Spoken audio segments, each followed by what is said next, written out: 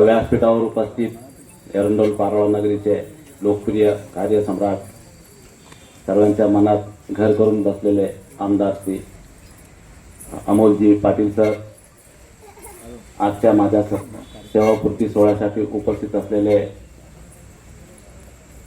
पारोळा नगरीचे प्रथम नागरिक माननीय श्री चंद्रकांतजी पाटील साहेब, माझे वरिष्ठ अधिकारी अंमळनेर उपविभागाचे उपविभागीय पोलीस अधिकारी श्री खोते सर, तसेच एका फोनवर 35 किलोमीटरचं अंतर कापून खास माझ्या समारंभासाठी उपस्थित असलेले माझे सहकारी दत्तात्रय निकम, सहकारी म्हणण्यापेक्षा खरं तर माझे ते स्पर्धक आहेत. मी तुम्हाला त्याचा भाषणात मी उल्लेख करेलच. दोनदा आमची टाळी वाजलेली आहे, पण टाळीमध्ये बालाजी भगवानांनी मलाच जय दिलेलं आहे. माननीय श्री तहसीलदार श्री उल्हास देवरे सर, माझ्या कार्यक्रमाच्या सत्कार समारंभासाठी उपस्थित एका फोनवर सर्व आलेले सर्व पत्रकार बांधव, सर्व नगरसेवक, पारोळा नगरीचे प्रतिष्ठित नागरिक, सर्व पोलीस पाटील बांधव, सचिन भाऊ सोमवंशी माझे जीवलग मित्र आहेत, जे जरी पत्रकार असतील, काँग्रेस पक्षाचे पदाधिकारी असतील, माझे मैत्री अगोदर आहे, नंतर बाकीचं त्यांचं पद आहे. आणि खास करून सर मी आवर्जून उल्लेख करेल, पाचोरा येथून माझी स्तुती करण्यासाठी माझा जुना स्टाफ आलेला आहे. मी त्यांचे खरोखर मनापासून प्रथमच आभार व्यक्त करतो.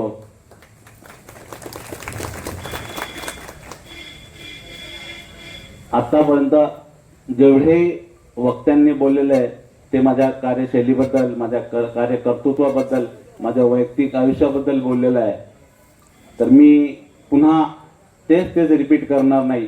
परंतु मला ज्यांनी घडवलं, ज्या वर्दीने माझा सन्मान दिला, मला समाजात प्रतिष्ठेची वागणूक दिली, त्या वर्दीबद्दल सर मी बोलणार आहे. पोलीस वर्दी अशी आहे की कुठल्याही डिपार्टमेंटला तुम्ही जा, तुम्हाला काही ना काही तिथून मिळतंच. तुम्ही तहसीलदार साहेबांकडे गेले, तुम्हाला जन्म मृत्यूचे दाखले मिळतील, तुम्हाला रेशन कार्ड मिळेल. तुम्ही नगरपालिकेत गेले, तुम्हाला घरपट्टीचं नावावर करून मिळेल. तुम्ही ग्रामसेवकाकडे गेले, तुमचा 8 वाला नाव लावून मिळेल. त्याच्यामुळे आपलं समाधान होतं. परंतु पोलीस डिपार्टमेंट असं आहे, एक तर तुम्हाला टोले बसतील, एक तर तुम्हाला न्याय मिळेल. परंतु न्याय जरी मिळाला तरी त्याला सन्मान असं असतं की त्याला क्षुल्लक कारणावरून जरी त्याला मारहाण झालेली असते की तो पहिले येतो, साहेब 307 लावा. त्याला पहिले 3.5 महिने जामीन नाही झाला पाहिजे साहेब. परंतु ते कायद्याच्या कक्षेत मी नेहमी सांगत असतो. असे जर माझ्याकडे लोक आले तर मी त्यांना नेहमी सांगत असतो की अरे बाबा, पोलिसांना शिक्षा देण्याचे अधिकार नाहीये. पोलिसाला जर शिक्षा देण्याचे अधिकार असते तर मी समोर हा जो 100 वर्षापूर्वीचा जो लिंबाचा झाड आहे त्याला मी रोज 2 लोकांना फाशी दिली असती. असो सर, पोलिसांबद्दल कोणी चांगलं म्हणत नाही, परंतु सर मी आवर्जून त्या संतांच्या 2 ओवी सांगेल. पाण्यातला मासा राही कैसे, जावा जाते वंशी कळत असे. बुवा महाराज, आमचं तुम्ही ऐकून घेतलं, तुम्ही आता आमचं ऐकून घ्यावं अशी विनंती करतो. सर खरं तर पोलीस बांधवांनी पोलिसात नोकरी करताना पोलीस खात्याविषयी इतकं जिव्हाळा निर्माण झालेला आहे. तर पोलीस इतके दुर्दैवी आणि कमनशिबी लोक असतात की बघा सर, एखाद्या जेव्हा आपण घरी जातो तेव्हा बायकोनी जर आपल्या समोर पुरणपोळीचा ताट आणलं तर समजायचं की आज काहीतरी होळी आहे. गावात फटाके वाजले तर पोलिसाला वाटतं की आज दिवाळी आहे. लोकांच्या आनंदात आनंद व्यक्त करणारा म्हणजे हा पोलीसच आहे.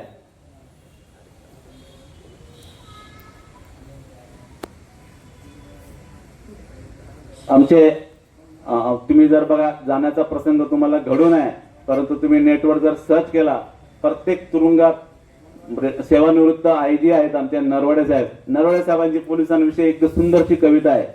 पोलिसाच्या आतही असतो माणुसकीचा झरा, पोलिसाच्या आतही असतो माणुसकीचा झरा, पोलिसातील माणूस तुम्ही जाणून घ्या ओ जरा. किती सुंदर कविता आहे बघा. सर आज खरं तर मी 9 महिन्याचा कालावधी इथे घालवला, परंतु मला सर शेवटचे 15 दिवस इतके दडपण आलेले होते. सर आता माझा निरोप समारंभ उन्हाळ्यात आहे आणि उन्हाळ्यात सर आपल्याला मला अनुभवच आहे. आपले बरेच त्याच्याबद्दल चर्चाही झाली आहे की मे महिना लागला तर शेतकरी बांधव एकमेकावर तुटून पडतात. मला माझे सहकारी म्हणायचे, अरे पवार साहेब तुमचे 2-3 आठवडे राहिलेले आहे, तुम्ही एक तर रजा वैद्यकीय रजा घ्या किंवा रजेवर जा. पण मी त्यांना म्हणायचो, अरे मी या वर्दीचा आयुष्यभर वापर केलेला आहे. मी 36 वर्ष वर्दी केलेली आहे. या चिरखताचा मी वापर केलेला आहे. मी बाजी प्रभू देशपांडे सारखा तुमच्या समोर पहिले उभा राहील आणि नंतर तुम्ही माझ्या पाठीमागे उभे राहा. मी शेवटच्या क्षणापर्यंत वर्दीचा सन्मान ठेवेल आणि मी सर स्वतःला भाग्यवान समजतो की मला सेवानिवृत्त होताना सुद्धा कार्यकारी पदावर माझं इथे आज सेंटअप होत आहे. तर आवर्जून मी सर्व बांधवांना सांगेल की एखादी जरी घटना झाली, बघा कालच्याच दिवशी होतो मी आमचे उपयोगी पोलीस अधिकारी यांना सकाळी कळवलं, सर मी माझा सेंटअप काल पोलीस अधीक्षक कार्यालय जळगाव येथे मान्य पोलीस अधीक्षक श्रीकांत धिवरे सर यांनी आमचा 33 लोक सेवानिवृत्त जळगाव जिल्ह्यातून झालेले आहेत त्यांचा सत्कार आयोजित केला. तिथे मला 11 वाजले. आम्ही जेवायला कृष्णाला थांबलो. घरी येताना मला 1:30 वाजला आणि 1:45 वाजता मला फोन आला, चोरवड रस्त्याला जर तरवाडे म्हणून गाव आहे तिथे काहीतरी मर्डर सारखा प्रकार झालेला आहे. पहाटे 6 वाजेपर्यंत सर आम्ही तिथे लढा देत राहिलो. लोक बरंच म्हणायचे की साहेब तुम्ही आता घरी जा. मी परत त्यांना म्हणलो की अरे मी बाजी प्रभू देशपांडे सारखाच राहील. मी अगोदर मी पुढे जाईल, तुम्ही पाठीमागे माझ्या उभे राहा. सर माझे ठाणे शहराला नेमणुकीत असताना माझे सहकारी, माझे गुरुवर्य, माझे मार्गदर्शक पाचोरा डिव्हिजनचे उपयोगी पोलीस अधिकारी श्री रोहन साहेब हे सुद्धा सकाळी आले होते. आमची फोनवरून चर्चा झाली सर आणि तो अगदी गुंतागुंतीचा गुन्हा आहे. मी पाहते तो गुन्ह्याची उकल करण्यात सुद्धा सर आम्हाला यश मिळालेलं आहे. मी या व्यासपीठाच्या आणि माझ्या सेवानिवृत्तीच्या कार्यक्रमाप्रसंगी सर्व पोलीस बांधवांना आवाहन करेल, ज्या जेव्हा आपण पोलीस दलात भरती होतो तर खूपच कष्ट घ्यावे लागतात. 130 जागेसाठी जवळजवळ 1,30,000, 70,000, 85,000 असे विद्यार्थी येतात आणि आपण भाग्यवान असे असतो की 130 विद्यार्थ्यांमध्ये आपला नंबर असतो. परंतु मी बरेच लोक माझ्याकडे नाराज असतात. मी पाचोळ्याला असताना मोरे दादा होते जे हबपा आहेत आणि त्यांच्या जोडीला PSI गणगे आहेत. PSI गणगेंनी माझ्या आपला जेव्हा सेंडअप सर माझा पाचोऱ्याला झाला, दुर्दैवाने माझी बदली झाली तिथून आणि त्या सेंडअपच्या दिवशी मला म्हणले की सर पाचही बोट सारखे नसतात, कोणी लंगडा असतो, कोणी पांगडा असतो, कोणी कसा असतो, तर सर्वांना निभावून घ्यायला पाहिजे. परंतु प्रशासनात प्रशासकीय कामकाज करत असताना असं जर आपण पार्शलिटी करत गेलो, दोघाला लपवलं आणि तिघांकडनं काम करून घेतलं तर काम करणं अवघड होतं. तर मी या व्यासपीठाच्या माध्यमातून जे माझे पाचोऱ्याचे पारोळ्याचे बांधव आहेत मी त्यांना एवढंच आवाहन करेल की आपण आपल्या कामाशी प्रामाणिक राहा. परमेश्वर यश त्यालाच देतं की जे आपल्या कामात प्रामाणिक राहतात. आपल्या कुटुंबाला यश मिळतं. आपण बघा, आपण जर लबाडी करत राहिलो, आपण कर्तव्याची गद्दारी करत राहिलो तर आपल्या पाठीमागे पण बघणारा लहान मुलगा आपलं अनुकरण करत राहतं की अरे हे असं झालेलं आहे, मग तो त्याच मार्गावर जातो. बरोबर आहे का सर? याच्यात माझ्या आयुष्यातला सर्वात म्हणजे पाचोरा पोलीस स्टेशनला असताना एक खूप अतिशय गंभीर घटना घडलेली होती. आता पोलीस पाटलांनी मला सांगितलं तर तिथे एक आदिवासी समाजाचे व्यक्ती झटका मशीनचा करंट लागून मयत झालेली होती. त्या लोकांनी इश्यू केलं. ते अशिक्षित लोक होते, त्यांना मी समजून सांगायचा प्रयत्न केला.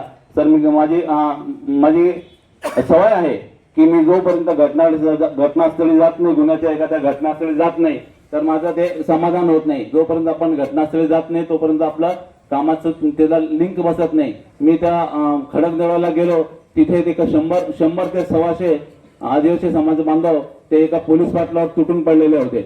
आम्ही फक्त 3 पोलीस कर्मचारी होतो. परंतु सर मी सर्व जनतेला आणि पाचोरा वासियांना पण सांगेल की तो प्रसंग इतका बाका होता, एक तर आमचा जीव गेला असता, एक तर पोलीस पाटलाचा जीव गेला असता. तरी सुद्धा आम्ही आमची जीवाची पर्वा न करता त्या पोलीस पाटलाचा जीव वाचून त्याला सुरक्षित केलं, त्याचा सर मला आयुष्यभर सार्थ अभिमान राहील. आणि माझ्या कार्याची दखल घेऊन दिव्य मराठी पत्रकार समूहाने मागच्या वर्षी मला सन्मान दिला, जळगावला बोलून माझा सत्कार केला. त्याबद्दल मी दिव्य मराठी पत्रकार समूहाचे देखील सर आभार व्यक्त करतो. सर बोलण्यासारखं खूप आहे. जेवणाची मेजवानी आपण ठेवलेली आहे. मी सर्वांना विनंती करेल की सर्वांनी कोणी जेवल्याशिवाय जाऊ नये. सर मी सरांना सांगितलं की मी जेव्हा सरांची भेट घ्यायला जायचो तर मला वाटायचं की सरांचं शेड्यूल खूप टाईट असतं, परंतु मी सरांना काल गेलो भेटायला. सरांना सांगितलं सर आपण नुसती धावती भेट द्या, माझं सार्थक होऊन जाईल. पण सरांनी मला सांगितलं की नाही तसं होणार नाही. सरांनी पूर्ण कार्यक्रमाला माझ्या सुरुवातीपासून शेवटपर्यंत थांबले. मी खरोखर माझ्या वतीने माझ्या कुटुंबाच्या वतीने सरांना धन्यवाद देतो. आपण सर्व माझ्या सेवा निवृत्तीच्या प्रसंगी माझ्या विनंतीला मान देऊन हजर झालात. मी आपल्या सर्वांचं ऋणी राहील. शेवटी जाता जाता एक कविता सांगेल. आपल्या यांची सुरेश भटांची एक कविता सांगेल, त्याच्यातल्या 2 ओळी सांगेल आणि आपली रजा घेईल. सुरेश भट असं म्हणतात, मी खास सेवानिवृत्त माणसांसाठी ही कविता आहे आणि स्पर्धा परीक्षा देणाऱ्या माणसांसाठी कविता आहे.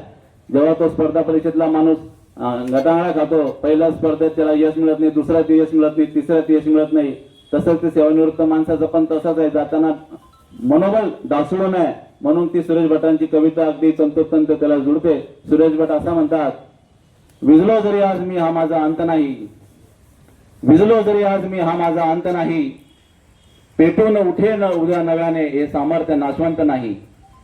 सर मी आपल्या सर्वांचा पुन्हा एकदा आभार व्यक्त करतो, आपल्याला धन्यवाद देतो आणि थांबतो. जय हिंद, जय महाराष्ट्र.